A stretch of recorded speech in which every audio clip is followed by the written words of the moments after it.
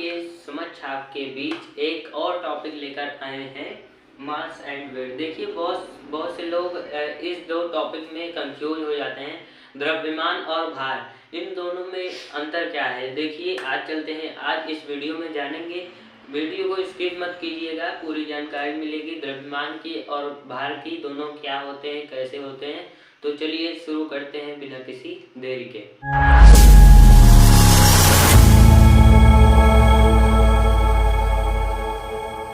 तो चलिए दोस्तों शुरू करते हैं द्रव्यमान और मास। देखिए दोस्तों, कभी कभी कुछ लोग या आप ही लोग इस दोनों टॉपिक में कंफ्यूजन हो जाता है कि द्रव्यमान और भार में अंतर क्या है, असलियत में होता क्या है।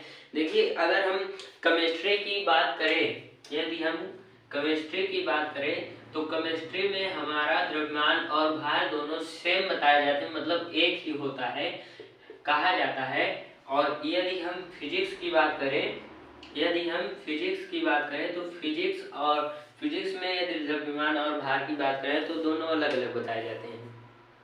ठीक है, द्रव्यमान और भार दोनों अलग अलग बताए जाते हैं। तो चलिए हम समझते हैं कि द्रव्यमान और भार आखिर में होता क्या है ना।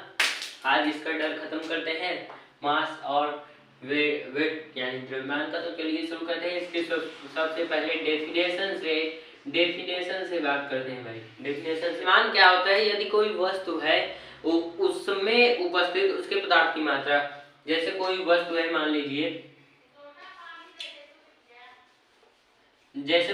कोई वस्तु है, ठीक।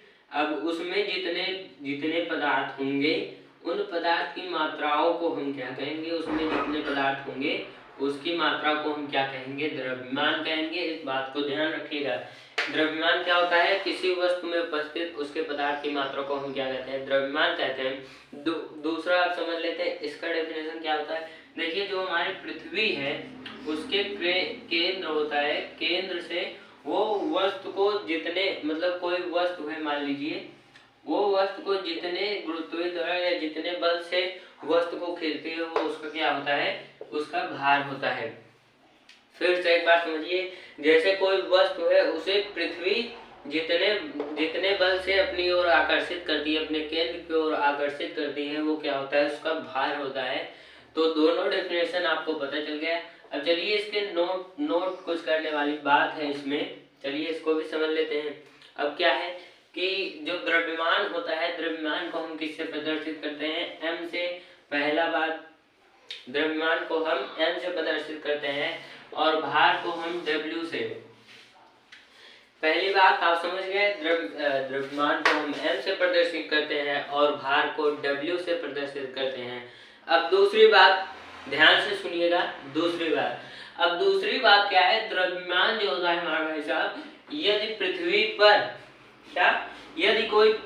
पर कोई वस्तु 10 kg का है, 10 kg,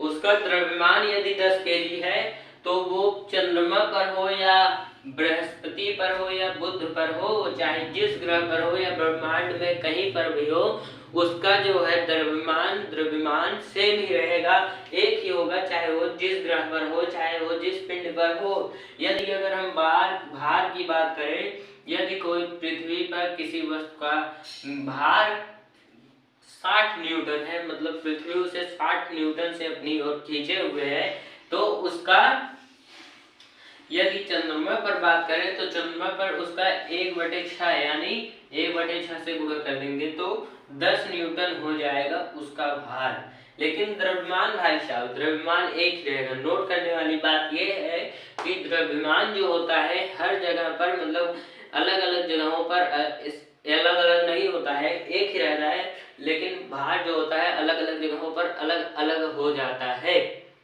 तो आज के लिए बस इतना ही, कुछ इसमें अंतर और है। तो यदि आपको और समझना है तो कमेंट करके बताइएगा, हम आपको बता देंगे और सारी जानकारी। यदि कोई टॉपिक आपको नहीं समझ आ रहा है तो कमेंट में बताइए, हम उसको बढ़िया तरीके से कुछ इस प्रकार से आपके टॉपिक को क्लियर करेंगे। तो आज के लिए बस इतना ही। अगर अच्छा लगा तो एक लाइक कीजिएगा, चैनल पर पहली बार विजिट हुए तो सब्सक्राइब कीजिएगा। धन्यवाद पूरा वीडियो देखने के लिए। मिलेंगे अगली वीडियो में नई टॉपिक के साथ। तब तक के लिए जुड़े रहिए आकाश सर के साथ। धन्यवाद। जय हिंद।